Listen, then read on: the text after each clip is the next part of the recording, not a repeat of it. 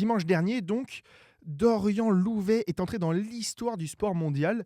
Il avait participé donc à koh on s'en souvient, en 2020 et il a terminé, pardon, le marathon de New York. Il a donc terminé les 7 marathons majeurs en une année.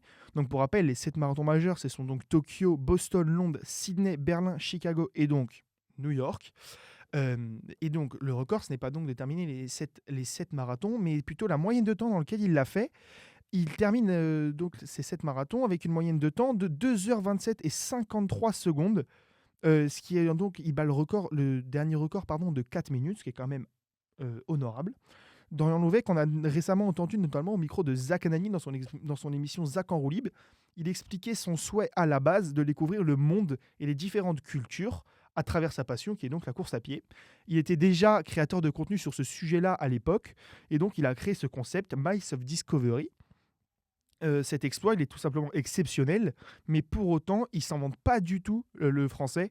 Au contraire même, il met en avant le fait que la performance, elle est réalisable par tout le monde qui s'en donne les moyens et pour lui, je cite: «Quand on a les baskets aux pieds, on est tous égaux».